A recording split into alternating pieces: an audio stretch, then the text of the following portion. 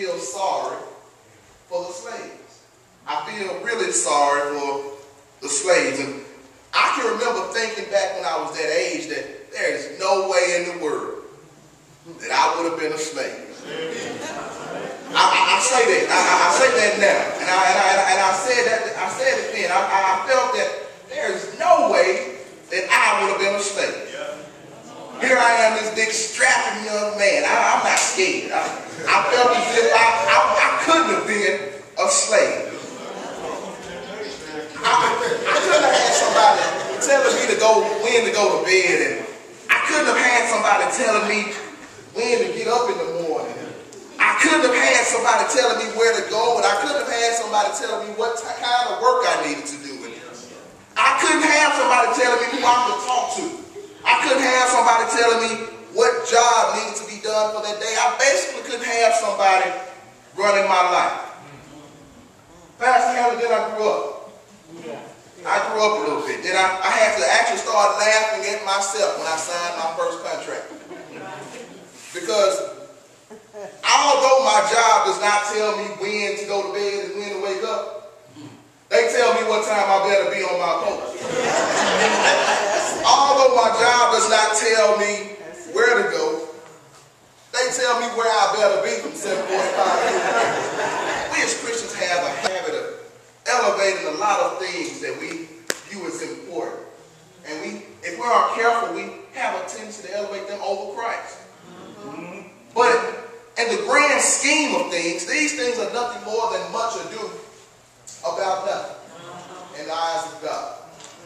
In the eyes of God. Now, I'm a firm believer that more has to go on than just praising God.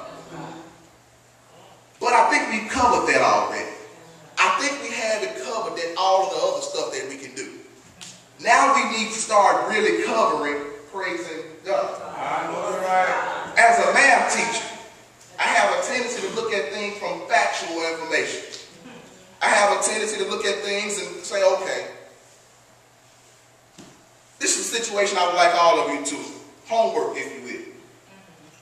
And when you go home tonight, or today, whenever you get there, make a pie chart of how much time you actually spend praising God. Now do it at home in the privacy of yourself so you won't get embarrassed.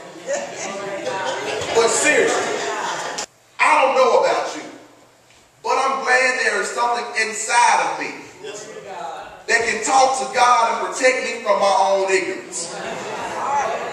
Some of us, when we sit down and pray, we have no earthly idea what we're really thinking about. But that Holy Spirit that is dwelling inside of all of us can clean up our mess and give it to God the way it was intended for us to be. That makes me glad this morning. Because I know I would have been real messed up even a long time ago if I got half of the things I wanted.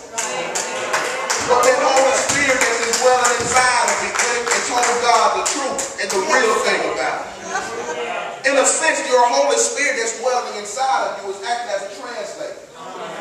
It's telling God the real thing that you need, the real thing that you have on your mind. But even though the Holy Spirit dwells inside all of us, it wasn't designed to be in this position either. So due to sin entering the world, all creations, all believers in the Holy Spirit have had to suffer pain due to sin. Please understand how major even one sin is. One sin. The first sin is what has this world in this kind of condition. One sin is major. Don't just will be yours once you are delivered through the pain and sorrow of this cursed life. Now, I don't want you to think I forgot the title of today's sermon. I made it up for a purpose. Soon we will be done. Soon we will be done. It's intended to be a double entendre. Those of you who fell asleep in English class, that means it's a part of speech that can mean two different things at the same time. It is a double entendre. For those of you who are in the second stage of growing as believers, being being done soon presents us with the hope and motivation to keep on doing what we're doing. If you are on the right path, keep doing what you're doing, because soon we will be done. Soon we will be done. But the same words can be used as a warning for others. It can be used as a warning for others. Now, today's sermon wasn't intended to make you jump up and down, whoop and holler, and feel good about yourself. Today's sermon was intended to have a dual purpose. It was intended to have a dual purpose. Now, if you are a believer, it is intended to remind you to keep up the fight. Keep doing what you're doing, because soon we will be done. It won't last long. It's almost over. Keep doing what you're doing for God. Now, if you aren't a believer, it's also intended to tell you that soon we will be done. You don't have forever to get your life together for Jesus. Soon we will be done. We are watching you pass away right before our very eyes if you are a non-believer, and there is nothing any doctor can do for you. If you are a non-believer, I'm here to tell you this morning that soon we will be done. No way around that. No way around that, though. The good news, though, is you don't have to leave the way that you came in. You don't have to leave this morning without a purpose. You can leave today with hope for tomorrow and hope for a brighter future. All you have to do is believe in Jesus Christ, and your future will become a lot brighter. You can make the first step in that process by coming and giving your life to Jesus Christ.